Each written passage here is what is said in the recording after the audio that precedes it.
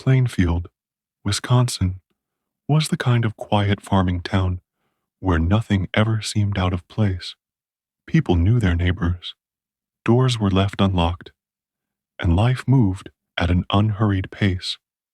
But on a cold November morning in 1957, that peace was shattered forever when police stepped inside a lonely farmhouse at the edge of town. What they found would horrify the world. Human skulls turned into bowls, lampshades stitched from human skin, masks crafted from real faces, and in the shed, a woman's headless body hung upside down, dressed like a deer. The man responsible was someone the townsfolk knew well, a quiet, soft-spoken farmer named Ed Gein. To most, he seemed odd but harmless. No one could have imagined that behind his timid smile hid one of the darkest minds in American history. Ed Gein had been born in 1906, the second son of George and Augusta Gein. His father was an alcoholic, weak and distant, while his mother was strict, controlling, and deeply religious. She filled the boys' heads with warnings that the world was evil, that women were sinful, and that only she could keep them pure. Augusta kept her sons isolated from the outside world on their remote family farm, teaching them that everyone else was wicked and doomed. For Ed, his mother was everything, his protector, his teacher, and the only person who ever showed him affection. He grew up shy and socially awkward, often mocked by others for his strange behavior, but never considered dangerous. When his father died, and later his brother Henry perished in a suspicious fire, Ed was left alone with Augusta, the one person he truly worshipped. But in 1945, she died after a stroke, leaving Ed completely alone in the world. Her death broke him. In his mind, he had lost not just his mother, but the center of his universe. After her passing, he sealed off her bedroom and kept it immaculate, while the rest of the house decayed into filth. The loneliness consumed him, twisting his love for his mother into an obsession that blurred the line between life and death. For the next decade, Ed lived in isolation, occasionally doing handyman jobs around town. Locals pitied him, a strange, quiet man who seemed lonely but harmless. That illusion ended on November 16th, 1957. It was an ordinary Saturday morning when Bernice Warden, a well-liked local hardware store owner, opened her shop as usual.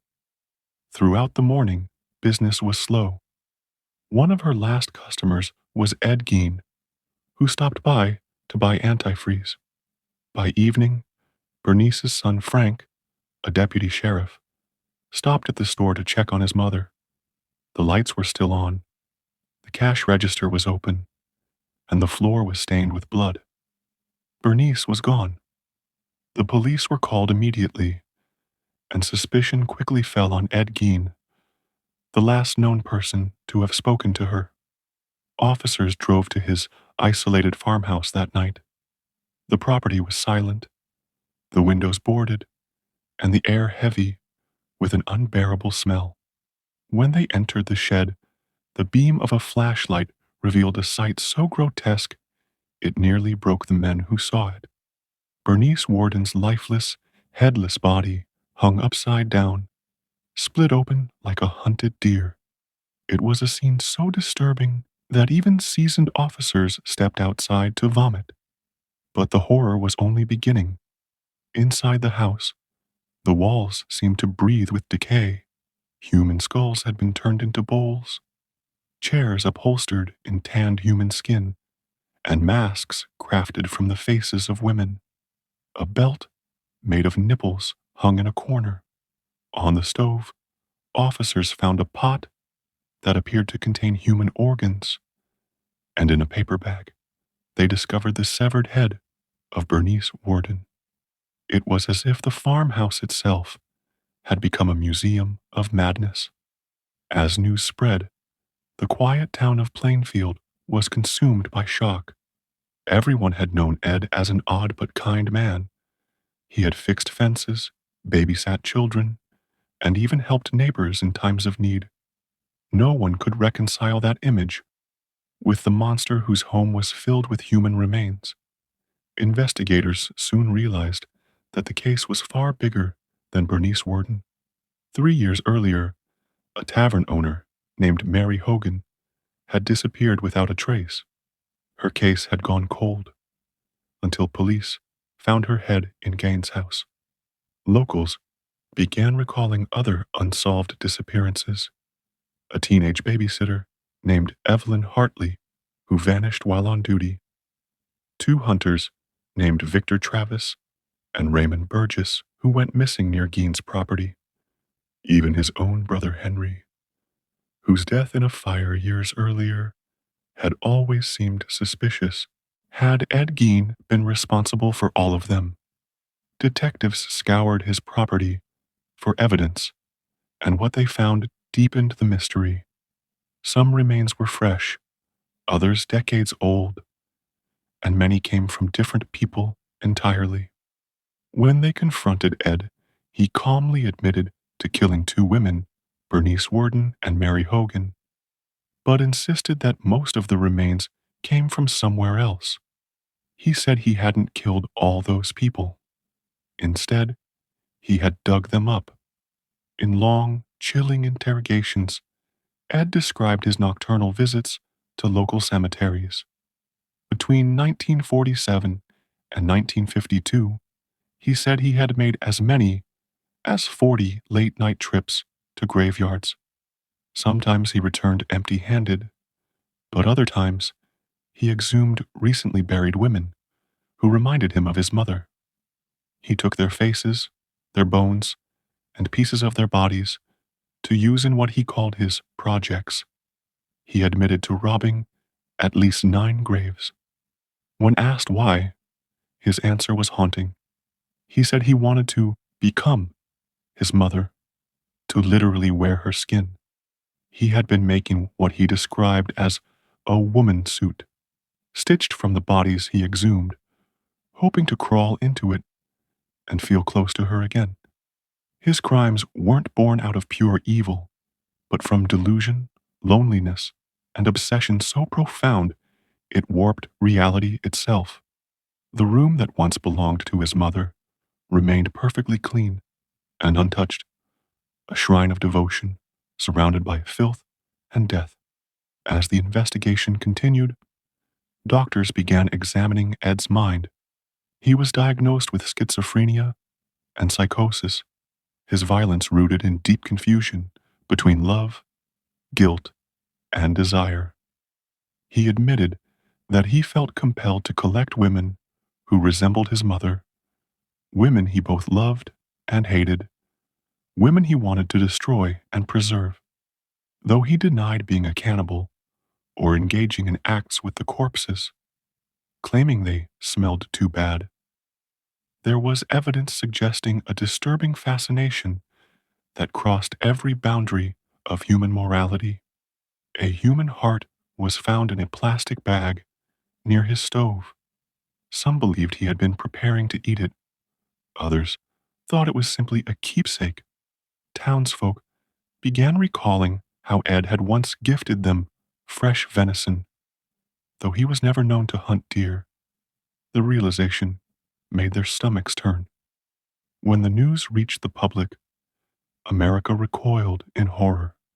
Newspapers called it the House of Horrors, and journalists from across the country descended on Plainfield to witness the birthplace of a nightmare.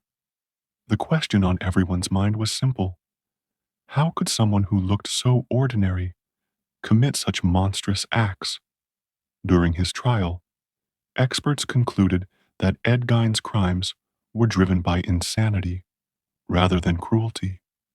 His obsession with his mother, his belief that he could bring her back through the bodies of others, and his complete detachment from reality made him unfit for normal life. In 1958, he was declared legally insane and found not guilty by reason of insanity. Instead of prison, he was sent to a state mental hospital where he would spend the rest of his life. Inside the institution, he was described as quiet, polite, and cooperative, a man who smiled often and caused no trouble. The same gentle demeanor that once fooled his neighbors now masked the horror of what he had done. Ed Gain died in 1984 from lung cancer at the age of 77. He was buried between his parents and brother in Plainfield Cemetery, the same town that had once feared his name. Over time, his grave became a magnet for morbid curiosity. Visitors chipped away at his headstone for souvenirs until it was finally stolen in 2000. It was later recovered, but his grave remains unmarked to this day to prevent further desecration. Yet even in death, Ed Gein's shadow lingered. His crimes reshaped how America understood evil. Before Gein, monsters and stories came from distant lands, vampires from Transylvania, ghosts from ancient castles, creatures from other worlds. After him, horror lived next door. The all-American monster had been born, quiet and unassuming. The kind of man who'd lend you a hand by day and desecrate graves by night. His story became a reflection of something far more terrifying than the supernatural, the darkness that can grow in the ordinary. Though only 2 murders were ever proven, countless mysteries remain. Was he responsible for the disappearances of others? Or were those tragedies separate from his madness? Did his brother Henry die accidentally? Or was that his first kill, the Cain and Abel moment that began it all? We'll never truly know. The farmhouse where his horrors unfolded burned to the ground years later, destroyed by an unknown arsonist, perhaps a neighbor desperate to erase its cursed memory. But even its ashes couldn't cleanse the land of what happened there. Ed Gein's name endures not for the gore, but for what he represents. Love twisted into obsession, grief turned to madness, and evil hiding behind an ordinary smile.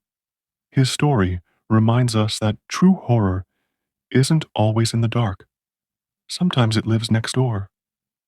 Though his farmhouse is gone, the echo of his loneliness and crimes still haunts Plainfield, a chilling reminder that the most terrifying monsters often live among us.